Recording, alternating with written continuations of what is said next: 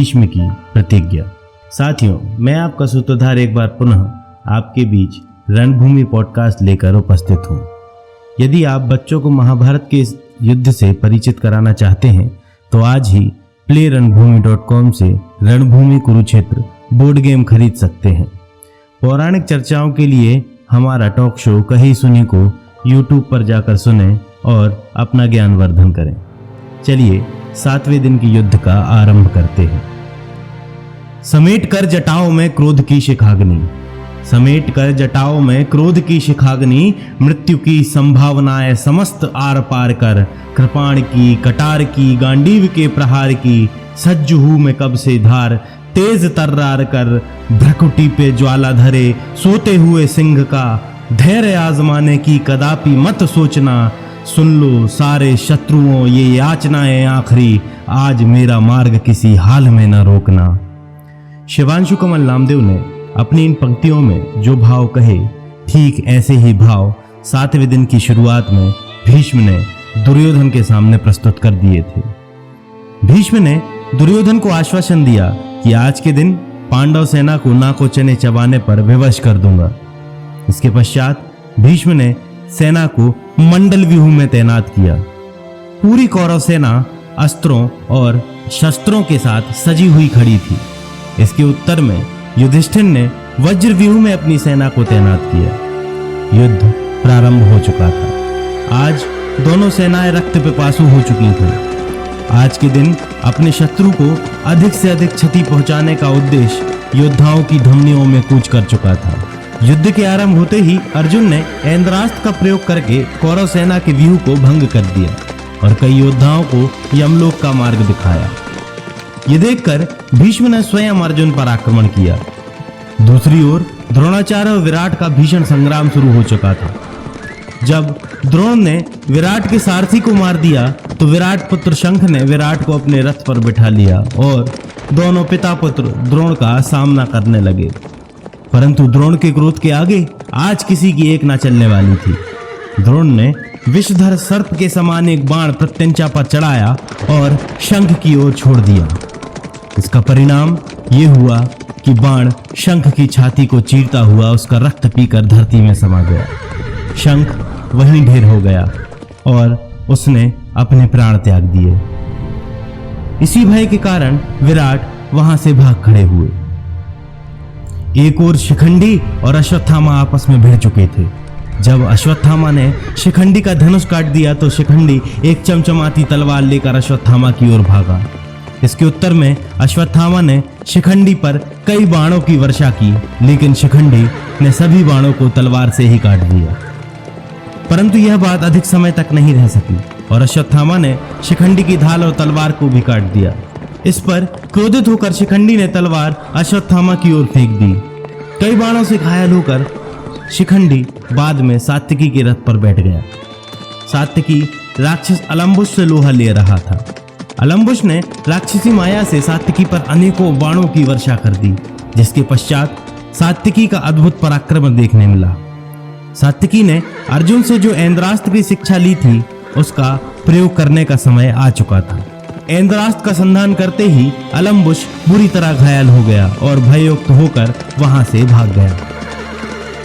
इसी तरह जब धृष्टद्युम्न ने अपने बाणों से दुर्योधन को घायल कर दिया तो शकुनी तुरंत ही वहां पहुंचा और दुर्योधन को अपने रथ पर चढ़ा लिया। यही घटना भीमसेन और कृतवर्मा के युद्ध में भी हुई। भीमसेन ने कृतवर्मा के सारथी को मारकर उसे मृतप्राय घायल कर दिया, जिसे कृतवर्मा को अपने साले वृषक के रथ पर सवार होकर वहां से जाना पड़ा। जब राजकुमार विंद और अनुविंद अर्जुन पुत्र ईरावान से भिड़े तो ऐसा भीषण युद्ध हुआ कि धूल के बादल छा गए। दोनों पक्षों ने एक दूसरे को अनेकों बाणों से बीन डाला। रथ टूट जाने की स्थिति में अनुविंद विंद के रथ पर जाकर बैठ गया। दोनों ने ईरावान पर इतने बाणों की वर्षा की कि सूर्य भी ढक गया। इसके उत्तर में नाग कन्या लूपी के पुत्र ईरावान ने उनके सारथी को मार दिया, जिससे उनके घोड़े यहां वहां भागने लगे। विंद और अनुविंद थोड़ी ही देर में ईरावान से युद्ध हार चुके थे। इसी दौरान घटोत्कच ने भगदत्त पर आक्रमण कर दिया। इंद्र जिस तरह ऐरावत पर सवार होकर असुरों का संहार करते हैं, उसी तरह भगदत्त भी अपने हाथी पर सवार होकर घटोत्कच को घायल करने लगा। घटोत्कच ने अपने घोड़ों के मारे जाने के बाद भी रथ नहीं छोड़ा और भगदत्त का सामना करता रहा, परंतु कुछ ही समय में भगदत्त ने घटोत्कच को हरा दिया, जिससे भगदत्त का हाथी पांडव सेना को रौंदता हुआ यहाँ वहां विचरने लगा। मद्रराज शल्य नकुल और सहदेव से उलझे हुए थे। सहदेव ने अपने मामा शल्य पर अनेकों बाणों से हमला किया, परंतु शल्य ने अपने भांजे के सभी बाणों को प्रसन्न होकर काट दिया। शल्य अपने भांजे की इस वीरता से बहुत प्रसन्न थे।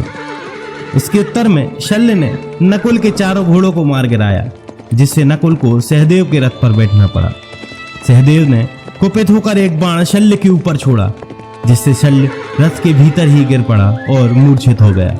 इसके परिणाम स्वरूप शल्य का सारथी तुरंत ही शल्य को रणभूमि से दूर ले गया। युधिष्ठिर ने अपने युद्ध कौशल का प्रमाण देते हुए श्रुतायु को पराजित कर दिया। युधिष्ठिर अत्यंत क्रोधित होकर युद्ध कर रहे थे। ऐसा लग रहा था मानो उनके क्रोध से तीनों लोग भस्म हो जाएंगे। युधिष्ठिर श्रुतायु को पराजित करने के बाद कौरव सेना का संहार करने लगे। वृष्णिवंशी चेकितान ने कृपाचार्य पर धावा बोला, परंतु कृपाचार्य ने उसके सारथी तथा चारों घोड़ों को मार गिराया, जिससे चेकितान गदा लेकर कृपाचार्य की ओर बढ़ा। कृपाचार्य ने अनेकों बाणों से चेकितान को छेद दिया। चेकितान ने अपने गदा को कृपाचार्य की ओर फेंका, जिसे कृपाचार्य ने बाणों से काट दिया। इसके बाद दोनों योद्धाओं ने तलवार लेकर एक दूसरे से भिड़ जाने की ठानी। दोनों ने एक दूसरे के शरीरों को यहाँ वहां से काट दिया और मूर्छित होकर वहीं गिर पड़े। जिसके बाद करकर्ष ने चेकितान को और शकुनी ने कृपाचार्य को अपने रथ पर चढ़ा दिया। अनेकों बाणों से छेदे जाने के बाद भी भूरिश्रवा ने धृष्टकेतु के सारथी और उसके घोड़ों को मार दिया, जिससे धृष्टकेतु उस रथ को छोड़कर शतानीक के रथ पर जा बैठा। चित्रसेन, विकर्ण और दुर्मर्शन ने अभिमन्यु पर धावा बोला, जिसके उत्तर में अभिमन्यु ने उन्हें घायल कर दिया, परंतु भीम की प्रतिज्ञा के कारण अभिमन्यु ने धृतराष्ट्र के पुत्रों को जीवित ही छोड़ दिया। भीष्म पांडव सेना को बहुत अधिक क्षति पहुंचा रहे थे, इसलिए कई पांडव योद्धाओं ने भीष्म की ओर कूच की और उन्हें घेर लिया। शिखंडी ने जब भीष्म पर आक्रमण किया तो भीष्म ने शिखंडी के धनुष को काट दिया, परंतु उस पर कोई बाण नहीं चलाया। इस पर युधिष्ठिर ने शिखंडी को युद्ध करने के लिए प्रेरित किया, और जब शिखंडी पुनः भीष्म पर धावा बोलने वाला था, तभी शल्य ने उसका मार्ग रोक लिया। जब शल्य ने शिखंडी पर अस्त्र का प्रयोग किया तो शिखंडी ने वरुणास्त्र से उसका उत्तर दिया। भीमसेन ने अपने पराक्रम का प्रदर्शन करते हुए जयद्रथ को खदेड़ दिया, परंतु धृतराष्ट्र पुत्र चित्रसेन ने भीमसेन का संहार रोक दिया। इस दौरान भीष्म युधिष्ठिर से युद्ध करने पहुंच गए। कुछ ही देर के भयंकर युद्ध के बाद युधिष्ठिर के घोड़े मारे गए और युधिष्ठिर नकुल के रथ पर सवार हो गए। जिस तरह पके हुए फल वृक्ष से स्वतः ही गिर जाते हैं, उसी तरह भीष्म के बाणों से आहत होकर योद्धाओं के मस्तक धरती पर गिर रहे थे। सूर्य जैसे जैसे पश्चिम दिशा की ओर बढ़ रहा था, वैसे वैसे युद्ध और भयानक रूप लेता जा रहा था। कई योद्धा सूर्य की अंतिम किरण तक युद्ध करते रहे और अंततः 7वें दिन की युद्ध का समापन हो गया। इस दिन विराट के पुत्र शंख को वीर गति प्राप्त हुई। साथियों, आशा है आपको हमारा यह पॉडकास्ट पसंद आ रहा होगा। इसी तरह की अन्य पौराणिक कहानियां सुनने के लिए आज ही सूत्रधार ऐप डाउनलोड करें। आपसे अगले बुधवार पुनः भेंट होगी, तब तक के लिए धन्यवाद।